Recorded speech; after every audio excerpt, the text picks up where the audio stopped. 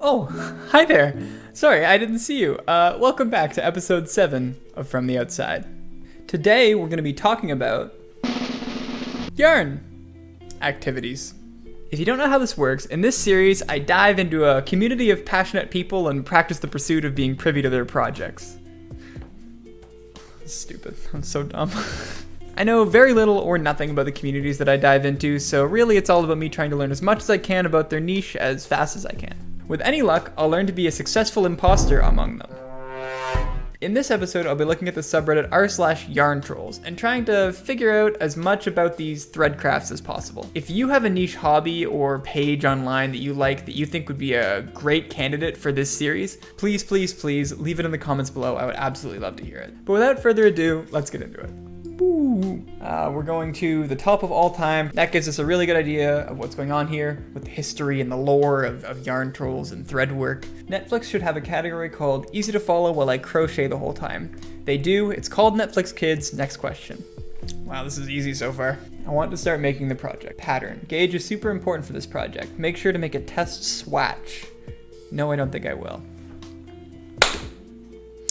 Folks. So a pattern is something that tells you what to do here. It's telling you that the gauge is super important for this project. Maybe it's like an instruction book. Not sure what gauge is, but clearly it's something that's super important. And based off of this meme, probably something that people don't generally like to do. It's not very enjoyable. I don't know what a test swatch is, but maybe it's like a stitch? Swatch and stitch, you know, kind of the same word. I'm not really sure though. Let's keep going. Currently using 3 skeins of Malabrigo Rasta.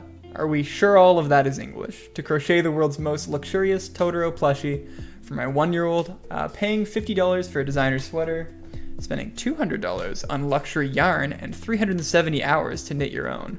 See, I like this. I think that even if you're spending more money on doing something yourself, sometimes, you know, it's very rewarding to do something like that. So big ups to the crochet community / knitting community / embroidery community? Sewing maybe? I don't know. All right, so back to the theme. We figured out luxury yarn exists here. We didn't know about that before. So luxury yarn exists. My guess is this Malabrigo Rasta is like the Lamborghini of yarns sort of thing. This is the vibe I'm getting here. $200 on yarn is like a lot of yarn. We'll see if we learn more about this Malabrigo thing later though. It also mentions that they use 3 skeins. Is a skein like a spool? Again, kind of the same word. I must know more. Pattern calls for an I-cord bind off. Okay, fine, but I'm gonna complain the whole time. Okay, maybe this is similar to a gauge that we saw in the earlier post, that it's like annoying, but something that you have to do, or that like the pattern asks you to do. The pattern, we've seen that a couple times now. This is sort of additional evidence that the pattern is like some kind of instruction set. I don't really know. Maybe it's like an instruction set for like a specific thing. Like maybe like socks have a pattern and like hats have a pattern. I don't know. I don't think it's the color pattern because like different colors wouldn't call for like different instructions necessarily. But hey, I could be wrong, so let's keep going. Even if you're fully vaccinated, the CDC still recommends fishing? Even if you're fully vaccinated, the CDC still recommends fishing. Alright. Stupid. Even if you're fully vaccinated, the CDC still recommends finishing your current project before starting 12 new ones. Okay, good. Glad to see this permeates other hobbies other than like video making, so very cool there. Blocking your gauge, spending months on a garment that doesn't fit. Okay, so I'm still kind of at a complete loss for what gauge is here, but from this meme, if they don't block the gauge, then it won't fit. So maybe blocking the gauge is like, has something to do with sizing a garment. Like, you know, if someone was making me a shirt, they would like block my gauge and like measure me around. I don't know, measure my cup size, you know? Crocheters can finish a full-size blanket in 2 hours, and people who knit would be impressed by that, based on this one here. So I don't really know exactly how long either of those activities take. I always assume that like making a whole blanket would probably take like a really long time. I don't know how long, maybe like, probably like at least like a couple of days, right? I don't know. I might have just either completely over or completely underestimated. Maybe it takes like 3 hours. Maybe it takes like 3 weeks. Maybe it even takes longer than that. I don't know. Okay, sorry. Besides the point here.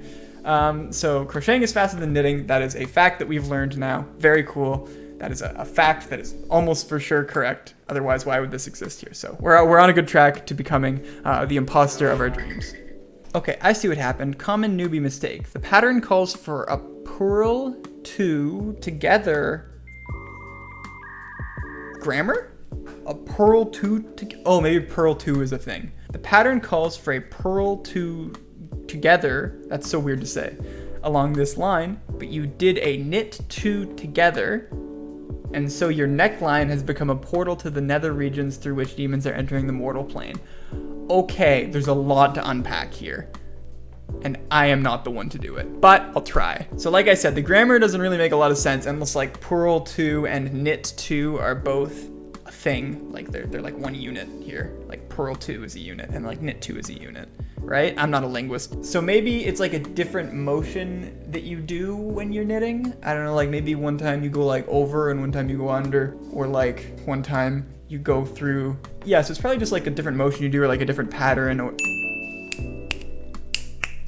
pattern, okay, we said the word pattern. We've been inspired, we're infiltrated. Our mind has been infiltrated, and we have infiltrated the community of threadwork. We're doing it. So a pattern, a knit two and a purl two are both patterns. So the instructions are like those, just like earlier. I need to investigate further. I need to keep going here. Hey, Lord of the Rings, we love it.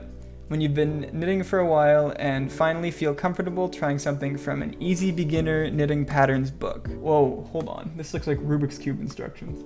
K5, P1, star K2, K2 TOG, YO. It was at this moment that White Beans, foolish and full of hubris, started reading these ancient coded texts. Some say he never stopped. There are many such rumors dating back to... Oh, wait, he's finishing now. It's some form of Elvish.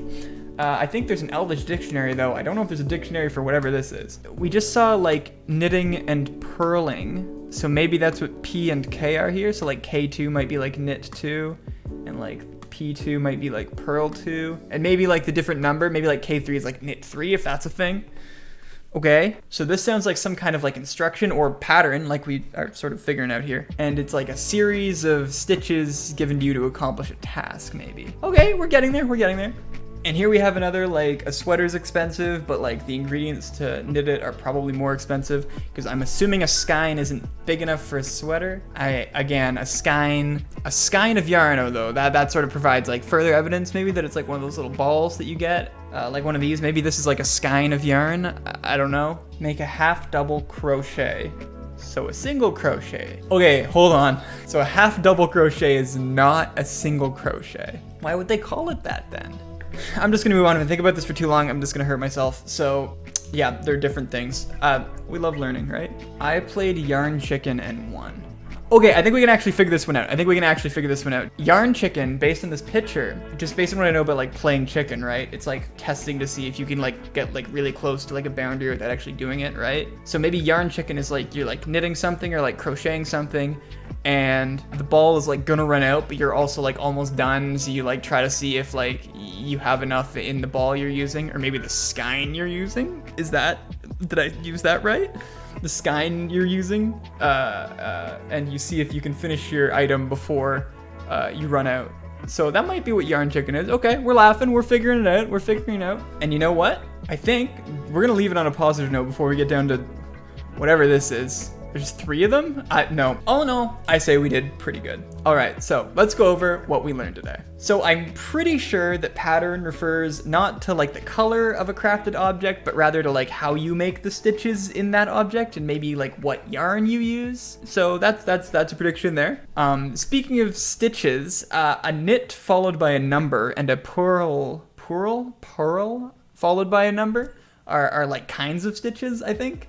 I'm not sure what the number means. Maybe it's like how many times you do it. Like if like you do like 2 purl stitches, maybe it would be like P2 or like purl 2, maybe. I don't know.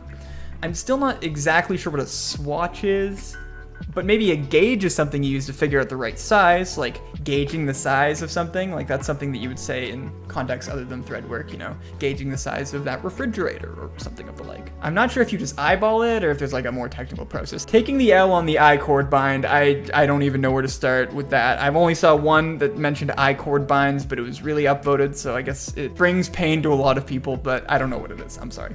Taking an L on that one. So a skein has to be like some kind of unit of yarn, whether it's like a ball or like some other sort of collection of it. You know what? All in all, I think I did pretty well, but I'm sure if I didn't, you guys will correct me in the comments, and I really hope you do, because, you know, I'm trying to fit in. I'm trying to blend in. I'm trying to be an imposter. I'm trying to be real sus. So what do you think? Would I be able to blend in with a group of practitioners of the yarn crafts? Well, I don't know about that. It seems like there's some pretty deep, rich lore that laymen like myself may not expect, as is common with pretty much all hobby fields. Keep on keeping on, Thread Gang. Can I say that? Did they say Thread Gang? I'm not sure. Yell at me in the comments, hee-hoo. That does it for this episode of From the Outside.